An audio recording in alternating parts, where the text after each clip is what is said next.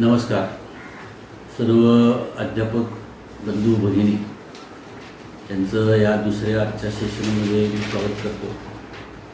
Rotary club Shirol Khandala यांच्या IT skill smart teaching या कार्यक्रमाच्या अंतर्गत शिक्षकांचं प्रबोधन या विषयावर आपण कालपासून चर्चा करत आलेलो आहोत. काल आपण पालक या एका शिक्षणामधील एका महत्त्वाच्या घटकाविषयी आपण काल बोललेलो होतो. आज आपण विद्यार्थी जो आपला आहे त्या एका बिंदूबद्दल आपण बोलणार आहोत. हे जे ट्रेनिंग चालू आहे हे तुमचं कोरोना काळामुळं चालू आहे. या कोरोनामध्ये शाळा बंद आहेत, परंतु शासनाच्या निर्णयानुसार शिक्षण मात्र चालू ठेवायचे.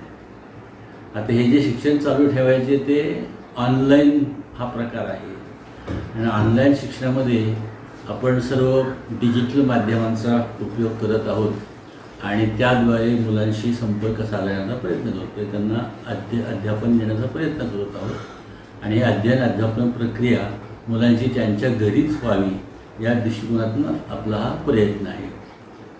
परंतु या गेल्या दीड महिन्याच्या काळामध्ये जो आपल्याला अनुभव आला त्याच्या आधारे मी असं म्हणू शकतो की वर्गामध्ये जे शिक्षक विद्यार्थ्यांना मार्गदर्शन करतात त्याला हा पर्याय डिजिटलचा होत नाही आहे. तेव्हा हा डिजिटलचा पर्याय हा पूरक आहे. वर्गातलं अध्यापन हे अध्यापनच असतं, त्याला मात्र हा पर्याय नाही. परंतु वर्गातलं जे अध्यापन आहे ते कसं व्हावं या संदर्भात आपण मुख्यतः चर्चा करत आहोत कालपासून. पालकांच्याबद्दल आपण बोललो की ह्या पालकांचं ट्रेनिंग जर शिक्षकांनी घेतलं वर्षभर आणि त्या ट्रेनिंगचं जर त्यांनी वर्षभराचा कार्यक्रम ठरवून घेतला, नियोजन केलं, घटक नियोजन केलं, तर शिक्षकांना या पालकांना योग्य तऱ्हेनं मार्गदर्शन करता येईल आणि त्यातनं पालक घडेल. आजच्या शिक्षणामध्ये पालक हा एक अत्यंत महत्त्वाचा घटक आहे. पूर्वी लोकांचं अज्ञान असल्यामुळं शिक्षणाकडे दुर्लक्ष होतं, पण आत्ताचा पालक हा जास्त सजग आहे आणि त्यामुळे या सजग पालकाचं जर तुम्ही सहकार्य शिक्षकांनी घेतलं अध्ययन अध्यापनामध्ये तर अर्थातच मुलाचं भलं होईल. त्या अर्थानं आपण कालची चर्चा केली. आता आज आपल्याला चर्चा करायची तो विद्यार्थी हा घटकाबद्दल. तर हे बालक केंद्रित शिक्षण विद्यार्थ्यांना दिलं जावं, आनंददायी शिक्षण विद्यार्थ्यांना दिलं जावं अशी खरी कल्पना आहे आणि त्याकडं बऱ्याचदा दुर्लक्ष होतं. आपण D.Ed ही पदवी मिळवताना किंवा B.Ed पदवी मिळवताना विद्यार्थ्यांच्या मानसशास्त्राचा अभ्यास केलेला आहे. प्राथमिक शाळेमध्ये शिकणाऱ्या मुलांचं जे मानसशास्त्र आहे त्याला बालमानसशास्त्र आपण म्हणतो. माध्यमिक शाळेमध्ये जे मुलं शिकतात ते वेड्या वयाची मुलं असतात, तर त्यांच्याकरता वेगळ्या पद्धतीचं मानसशास्त्र आपल्याला शिकवलं जातं. आणि 11वी 12मधली जी मुलं आहेत ती युवा या गटात मोडणारी मुलं आहेत किंवा युवा लोकांचं शिक्षण. असे हे 3 प्रकारचे 12वीपर्यंतच्या विद्यार्थ्यांचे 3 स्टेजेस आपल्याला करता येतील. प्राथमिक जे आहे ते 5वी 6वीपर्यंत शिक्षण जे आहे बालवाडीपासून प्राथमिक असं ते आपल्याला म्हणता येईल आणि 6वीपासून 10वीपर्यंत जे आहे ते माध्यमिक आहे आणि 11वी हे युवा आहे. तर हे जे 3 प्रकारचे विद्यार्थी आहेत त्या संदर्भात विशेषतः आज आपल्याला चर्चा करायची आहे. आता यामध्ये प्राथमिक शाळेमध्ये शिकणारी मुलं आहेत त्या मुलांच्या बाबतीत जर आपण विचार केला, विशेषतः पूर्व प्राथमिक बाबतीत, तर पूर्व प्राथमिकमध्ये मुलांना काही शिकवायचंच नाही आपल्याला. तर पूर्व प्राथमिकमधल्या मुलांना फक्त शाळेची गोडी लागावी, त्यानंतर मित्रमैत्रिणी त्याला मिळावेत, त्याच्यानंतर त्याला जे शारीरिक क्षमता त्याच्याकडे आहेत, बोटं आहेत, पाय आहेत, त्यांचे विशिष्ट हालचाली करता याव्यात, आज्ञापालन त्याला करता यावं, शिक्षकांनी सांगितल्याप्रमाणे त्यानं वागलं पाहिजे. अशा साध्या साध्या गोष्टींचं शिक्षण हे पूर्व प्राथमिकमध्ये अपेक्षित असतं. आणि त्या मुलाला शाळेबद्दलची गोडी लागणं, त्याच्या हातांचा, पायांचा, त्याच्या शरीराचा विकास होत राहणं, या दृष्टिकोनातून आपल्याला पूर्व प्राथमिक शिक्षण देणं अपेक्षित आहे. काही पालकांच्या अपेक्षा असतात की त्याला ABCD शिकवलं जावं, पहिली ते 100पर्यंतचे आकडे त्याला म्हणता यावेत, पण ह्या सगळ्या चुकीच्या कल्पना आहेत. हे खरं शिक्षण पहिलीमध्ये द्यायचं आहे, बालवाडीमध्ये द्यायचं नाही. तेव्हा बालवाडीची जी मुलं आहेत त्या मुलांना शिक्षण देण्यासाठी शिक्षकांनी त्या मुलाशी जास्तीत जास्त बोलत राहायचं. त्यांना बडबड गीतं आवडतात म्हणून बडबड गीतं शिक्षकांना आली पाहिजेत.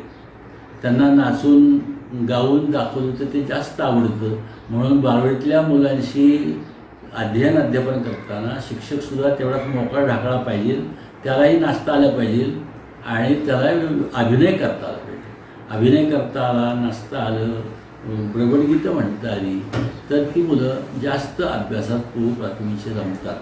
आणि म्हणून शिक्षकांनी त्या दृष्टीनं प्रयत्न करायचा आहे पूर्व प्राथमिकमध्ये. आणि मग वेगवेगळ्या साधनांचा उपयोग करायचा. ही जी मुलं असतात ती जास्त करून कृतीयुक्त शिक्षण त्यांना जास्त आवडतं.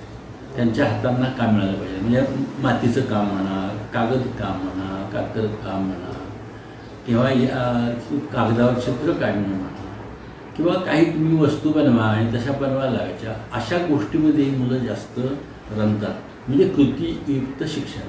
किंवा बालवाडीमध्ये जे शिक्षक काम करतात त्या बालवाडीतल्या मुलांच्या दृष्टिकोनातनं जर शिक्षकांनी काय करायचे तर हे अशा पद्धतीचे साधे छोटे छोटे उपक्रम की ज्याच्यामध्ये त्या मुलाच्या बोटाला काम मिळेल, त्याच्या मेंदूला काम मिळेल, त्याच्या शरीराला काम मिळेल, अशा पद्धतीचं मार्गदर्शन केलं पाहिजे, तशा पद्धतीनं विचार केला पाहिजे. आता पूर्व प्राथमिकचं शिक्षण जे आहे त्या संदर्भातली कुठली डिग्री नाही आहे. वेगवेगळ्या संस्था त्यांना मार्गदर्शन करण्यासाठी महाराष्ट्रामध्ये प्रयत्न करतात, परंतु शेवटी प्रत्येक शिक्षकाचं आपलं स्वतःचं एक मार्गदर्शन किंवा स्वतःचं एक प्रयोगशीलता तिथं असली पाहिजे. म्हणून बालमानसशास्त्राचा जास्तीत जास्त अभ्यास करून या पूर्व प्राथमिकमधील मुलांना शिक्षकांनी मार्गदर्शन करण्यासाठी स्वतः प्रायोगिक असलं पाहिजे आणि स्वतः विचार केला पाहिजे की आपल्या मुलांना कोणत्या पद्धतीने गेलं म्हणजे जास्त त्यांना आवडेल, त्यांना येईल, त्यांना शाळेची गोडी लागेल, शिक्षकांची गोडी लागेल, शाळेतले जे विद्यार्थी त्या विद्यार्थ्यांच्याबद्दल त्यांच्यात संघभावना निर्माण होईल. हा सगळा विचार पूर्व प्राथमिकमध्ये मुलांना मार्गदर्शन करणाऱ्या शिक्षकांनी केला पाहिजे. अभिनय कुशलता त्यांनी स्वतःची वाढवली पाहिजे, आवाजातले चढउतार त्यांना करता आले पाहिजे, त्यांच्या शरीराची हालचाल लयबद्धरित्या व्हायला पाहिजे.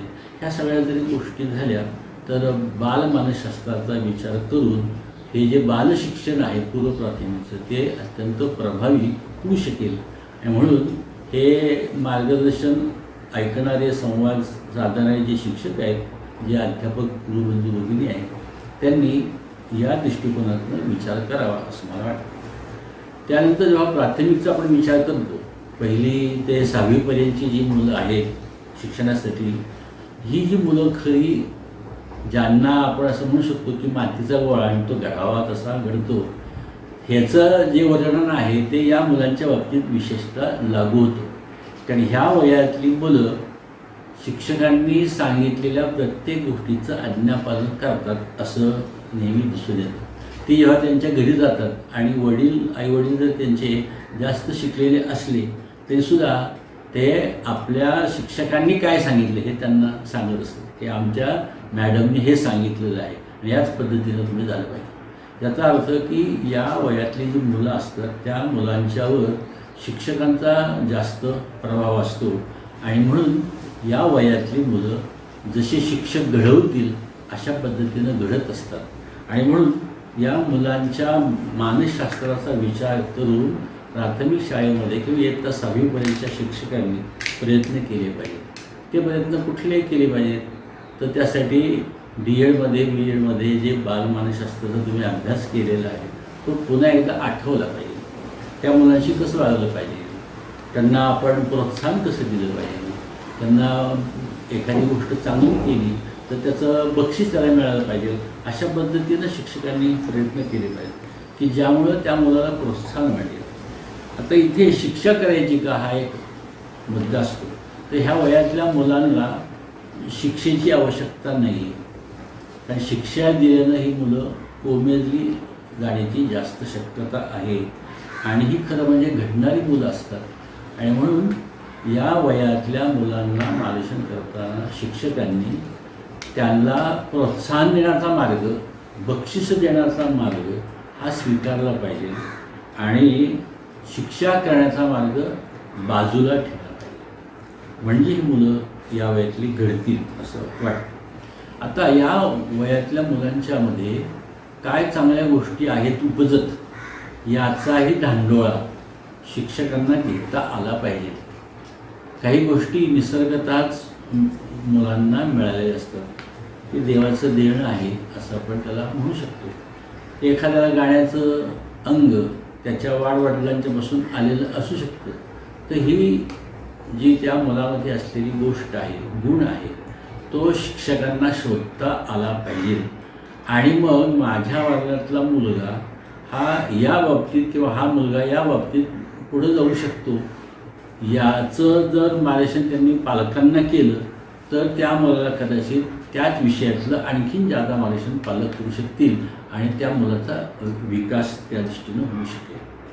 तर इथे शिक्षकांच्याकडं मुलांशी सतत बोलण्याची कला असली पाहिजे. शिक्षकांनी आपल्या वर्गातल्या मुलांशी बोललं पाहिजे. त्याच्या घरचं जे वातावरण आहे ते कुठल्या पद्धतीचं आहे, त्याच्या घरात कोण कोण माणसं आहे, आजी आजोबा आहेत का, आई वडील आहेत का, आई किती वेळ येते, वडील काय करतात, भाऊ बहीण आहेत का मोठी, शेजारी पाजारी कोण आहे, या सगळ्याचे जर शिक्षकांनी धांडोळा घेतला तर ते मूल कशा पद्धतीचं आहे हे जास्त करून आपल्याला समजू शकेल. आणि मग त्या मुलाला त्याला स्वतंत्रपणं किंवा त्याच्या व्यक्तिमत्वानुसार आपल्याला मार्गदर्शन करतो. याचा अर्थ असा की तुमच्याकडं त्या मुलाबद्दलची एक स्वतंत्र डायरी असली पाहिजे, व्यक्तिगत अशी.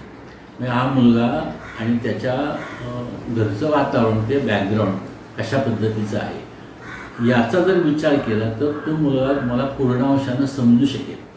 आणि मग अशा मुलाला पुढं जाण्याच्या दृष्टिकोनातून तुम्हाला योग्य ते मार्गदर्शन करता येऊ शकेल. ज्याला त्याची आवड आहे तो भाग आपण त्याला देण्याचा प्रयत्न करायचा, उपलब्ध करण्याचा प्रयत्न करायचा. सगळ्या गोष्टी तुम्हाला येणार नाहीत कदाचित, परंतु तुमच्या गावामध्ये कोणी एखादा कलाकार असेल, तबलावादक असेल आणि त्या मुलाला ठेका देण्याची आवड असेल तर अशा तबलावादकाला गावातल्या त्या मुलाकडे नेऊन किंवा त्या मुलाला तो उपलब्ध करून देऊन त्याची जी आवड आहे ती जोपासता येऊ शकेल. तेव्हा मुलं समजून घेणं हे 6वीपर्यंत अत्यंत महत्त्वाचा भाग आहे. प्राथमिक शिक्षणामध्ये अत्यंत महत्त्वाचा भाग. ही मुलं घडवताना आपण त्या 6वीमधल्या मुलांना प्रात्यक्षिक जास्तीत जास्त देण्याचा प्रयत्न करायचा. काही मुलं तशी प्रात्यक्षिक करणारी असते आणि म्हणून तुम्ही जे परिसर अभ्यास शिकवत असाल, तुम्ही ज्या ज्या गोष्टी विषय वेगवेगळे शिकवत असाल तर त्या विषयांची त्याच्या परिसरातल्या घटकांशी असे सांधा तुम्ही जर जोडून दिला तर ती मुलं जास्त शिकतील असं मला वाटतं. आणि म्हणून इयत्ता 6वीपर्यंतची जी मुलं आहेत ती घडवताना या बाबींचा तुम्ही विचार करायचा. आता याच्यामध्ये अशा पण काही गोष्टी असतात की काही मुलं मागं पडतात. तर ही मागं पडणारी मुलं कोणती आहेत आणि का आहेत याचा पण विचार आपण केला पाहिजे. तर आम्ही आमच्या ज्ञानसंवर्धनी माध्यमिक विद्यालयामध्ये प्रशाळेमध्ये अशा मुलांच्याकरता एक वेगळं आनंद विद्यालय म्हणून एक वेगळा उपक्रम आम्ही चालवतो. तर ह्या आनंद विद्यालयामध्ये जी मुलं मागं पडणारी असतात किंवा अध्ययन अकुशल असतं किंवा त्याला आम्ही गतिमंद किंवा गतिवृद्ध अशी मुलं असे आम्ही समजतो. तर ही मुलं मागं का पडतात, काय त्यांना